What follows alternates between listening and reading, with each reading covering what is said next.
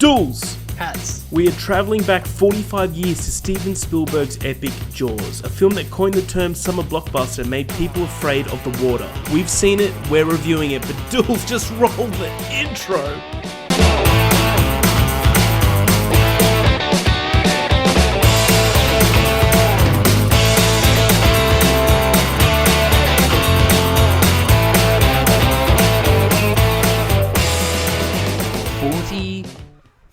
Years old. Holy shit! Just to put a number on that thing, that's crazy to realize how old it is. It's insane to think about. Came out in 1975, and to that, welcome one and all to another episode of the More Cops on Duty podcast. I'm one of your hosts, Harry. With me, of course, is the Bruce Shark to my Brody, Edward Dools Dooley. Dools, how you doing today?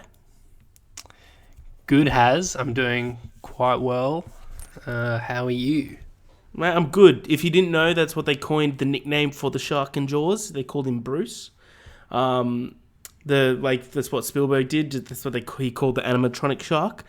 I've kind of just prolonged this joke now, and it's no longer funny. But Matt, I'm good. I'm just, just living my life. I'm quite excited for this episode. I feel like we're about to talk about a film that we both love.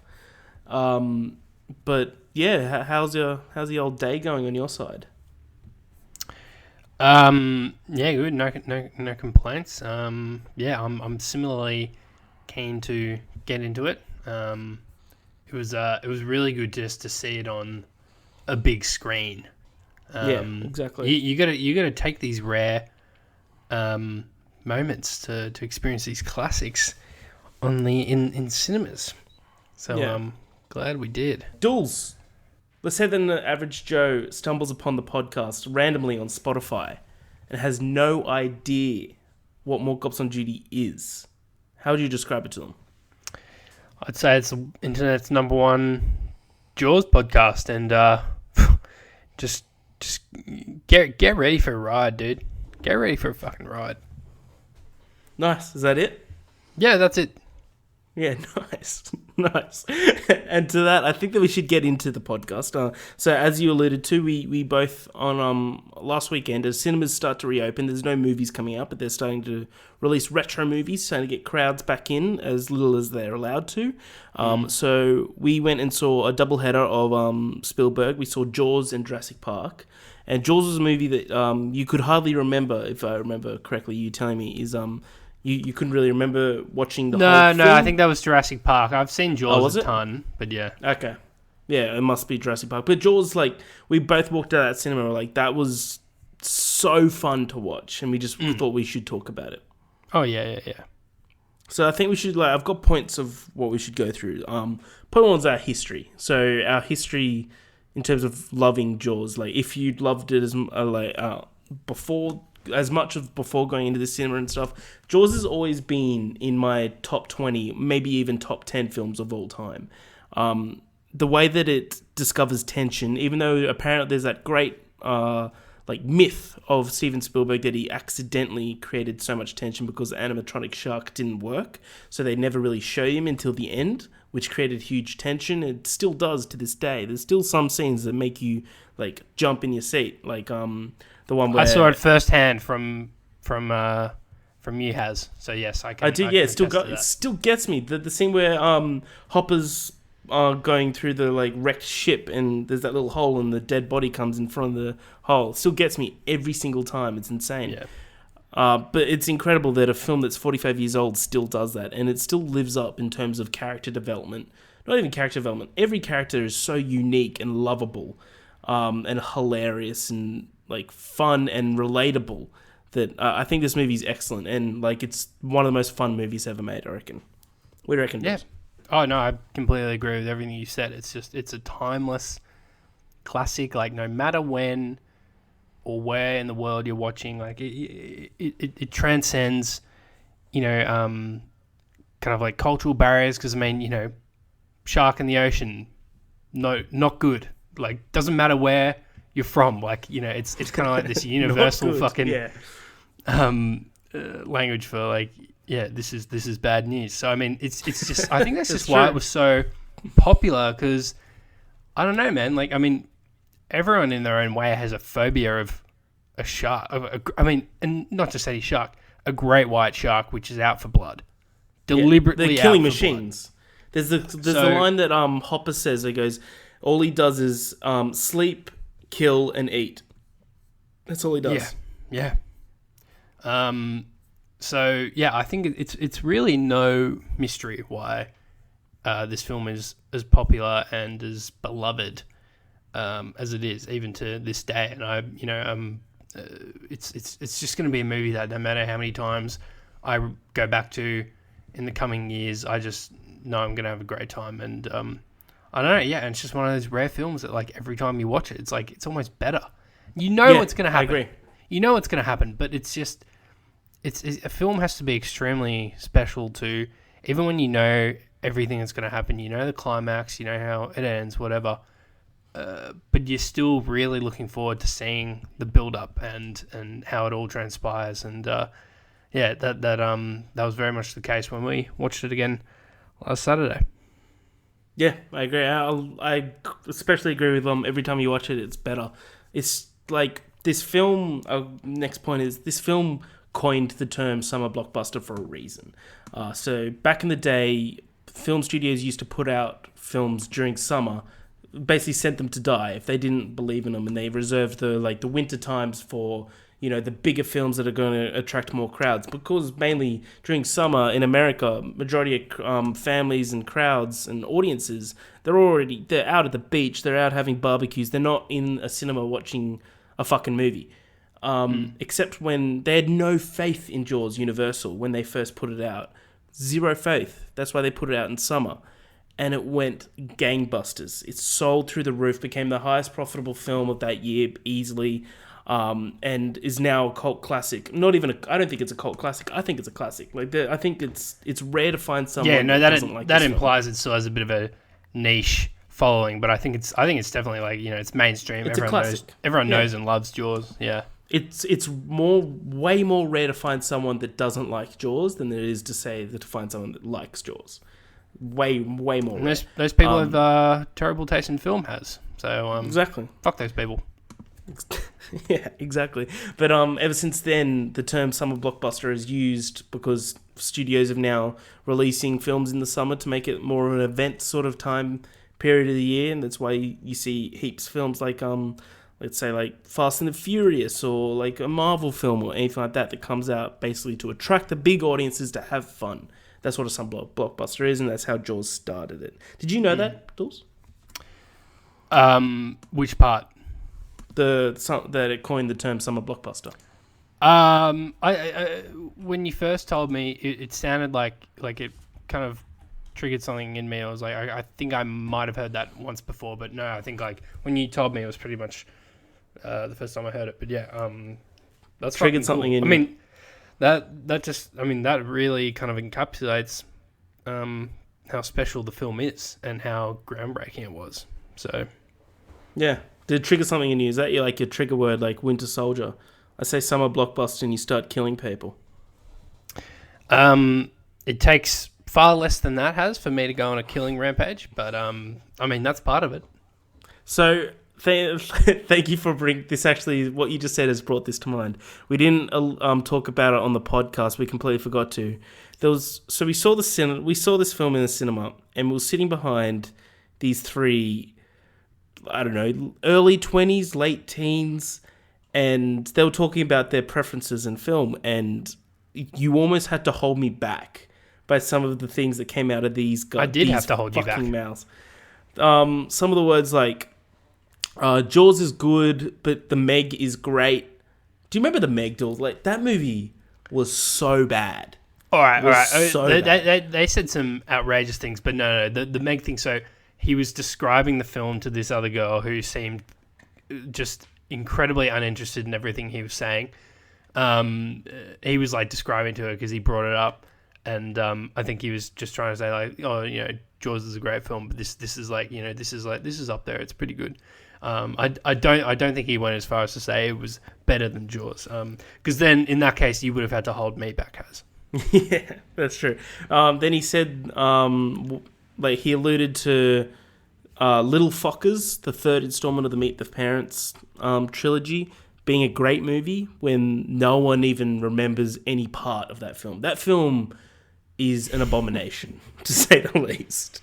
That film's fucking terrible, dude. That was just an insult to Robert De Niro and the two films that preceded it, which were just almost near.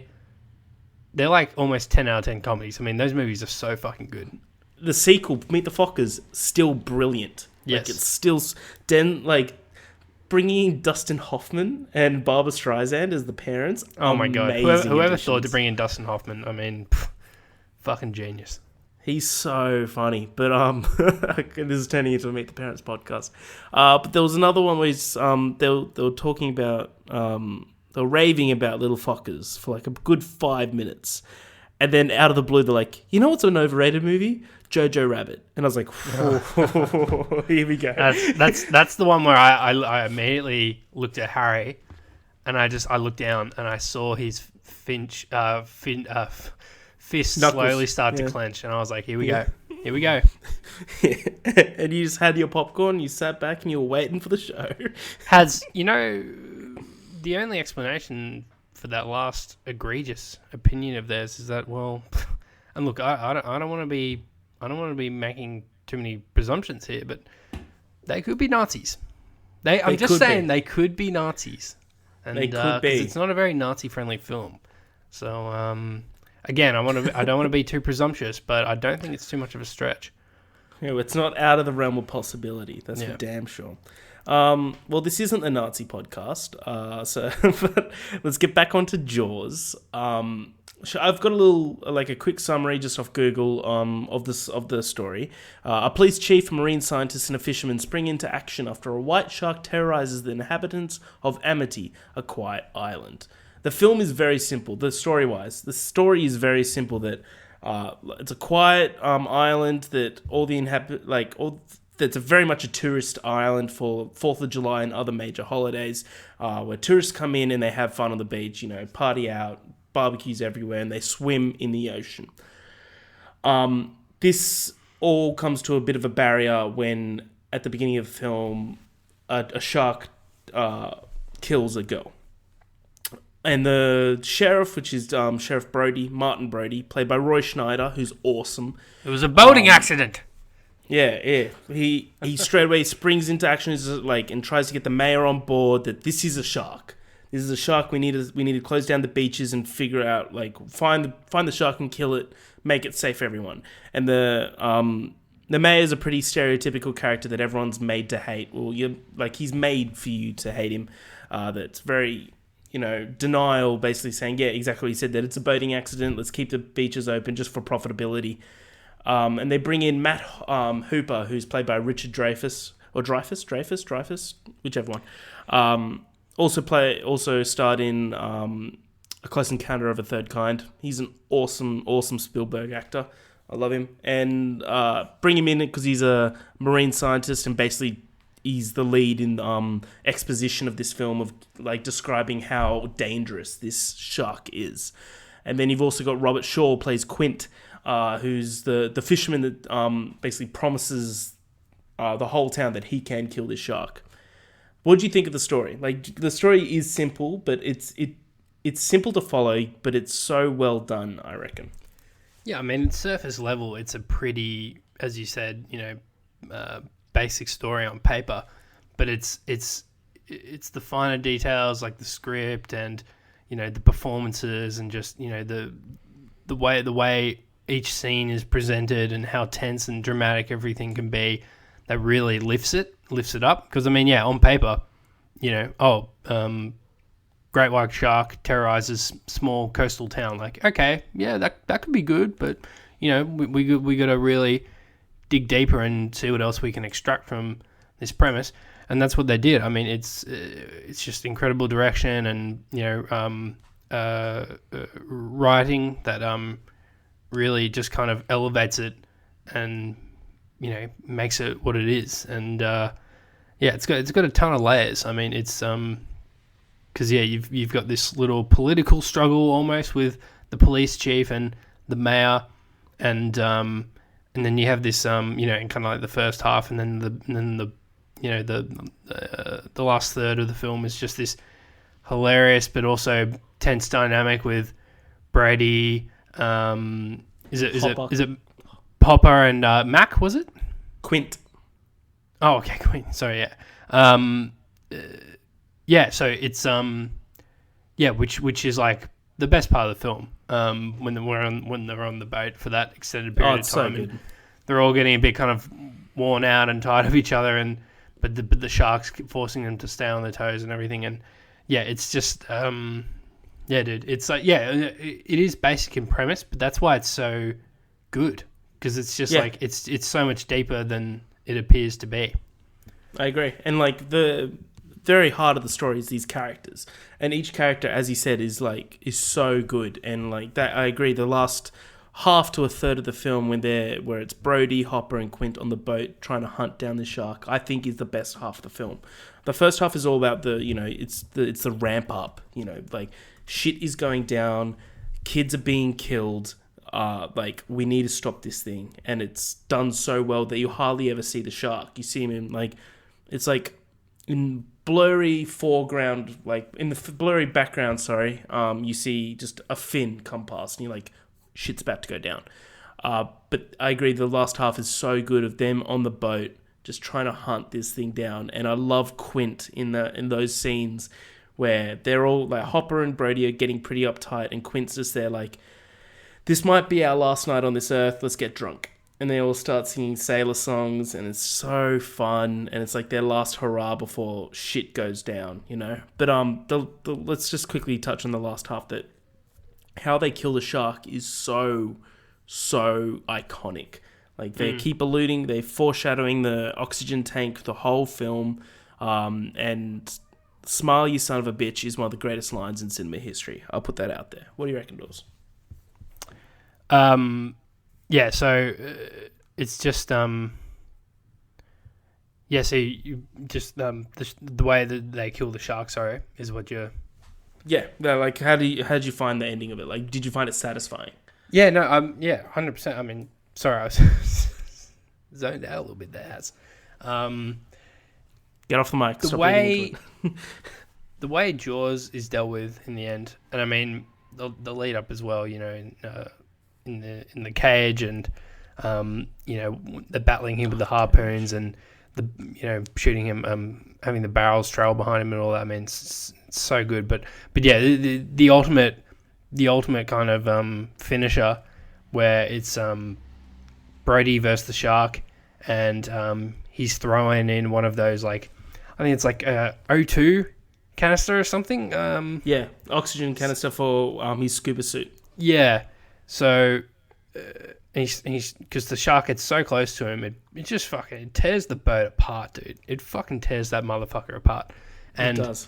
It pretty much like invites itself into the cabin, and it's like inches away from chopping Brody up, and he just looks around and grabs the gas cylinder and or oxygen tank, and throws it in the shark's mouth, and as it's just fucking speeding towards him. After that, he just he gets a dead eye on the tank, and boom, there we go. Smile, you son of a bitch. It's such a good line. Yeah. It's so good. But that brings us to one of the best parts of this film, is of course the iconic score made by John Williams, composed by John Williams. This is one of the greatest scores in cinema history, I believe. Because it really just invokes the tension throughout the film, and it always keeps you on the toes, and like it never really lets up.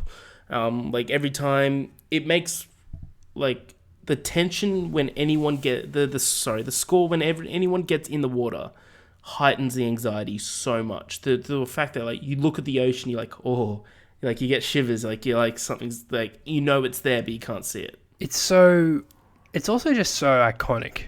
Like, it's such an iconic score. People who I wager people who haven't even fucking seen Jaws, and they've got to be very few and far between, but it's just so entrenched in pop culture in general that if you inserted it into another TV show in whatever context, TV show or film, people will immediately recognize it.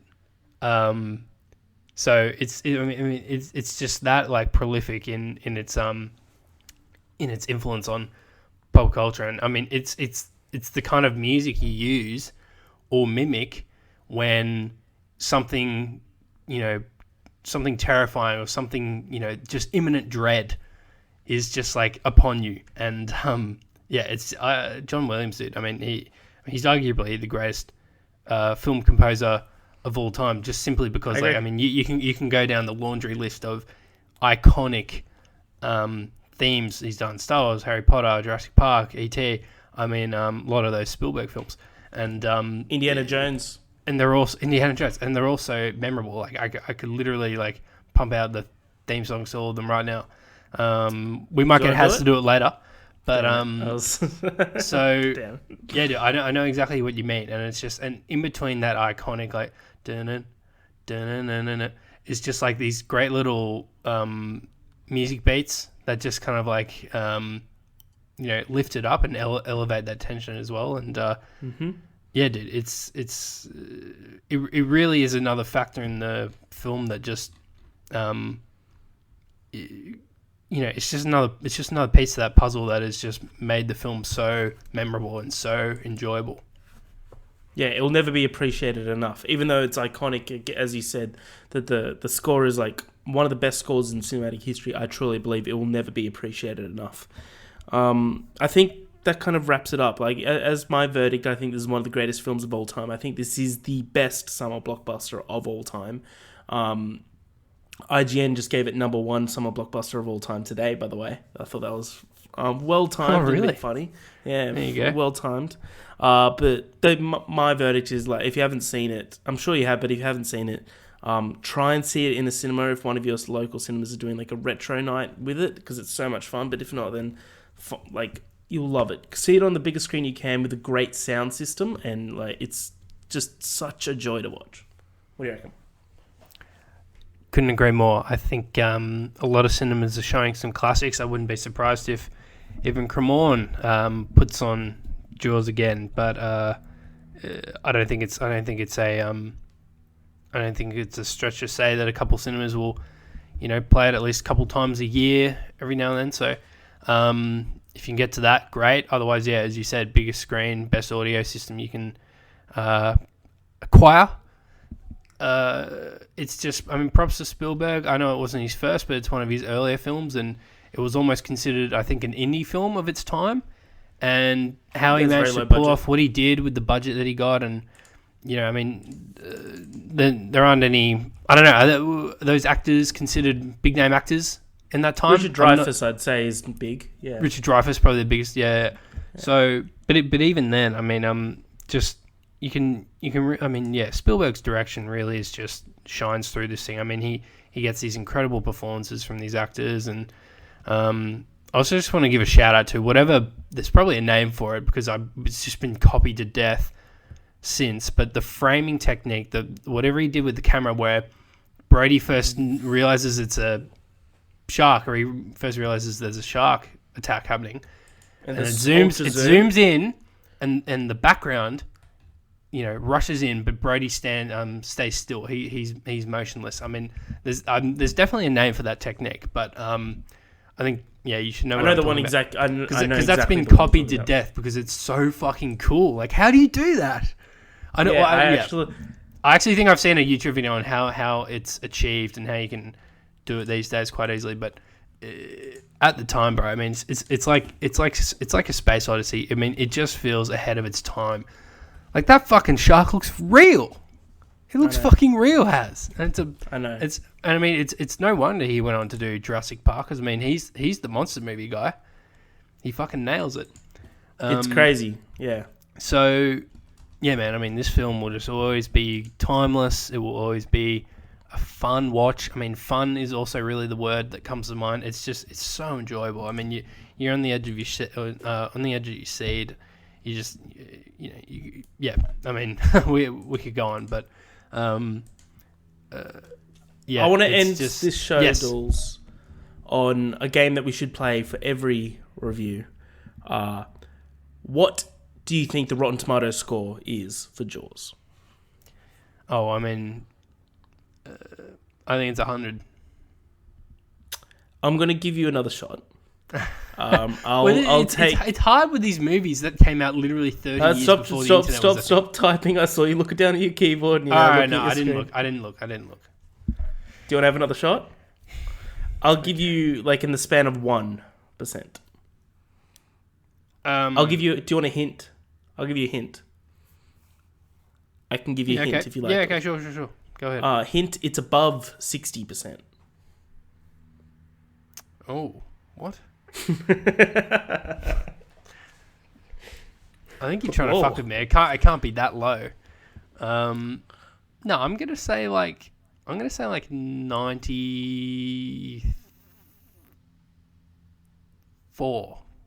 It's 98. Oh shit! It is huge, Dools. Fucking hell! So I wasn't, dude. Wow. I mean, I only gave it 100 because, like, who the fuck is gonna mark down Jaws? Like, if you're going out of your way to do a review today to get it on Rotten Tomatoes, you're giving that shit a 5 or a 10 out of 10. Come on. Yeah, 5 exactly. out of 5 or 10 out of 10.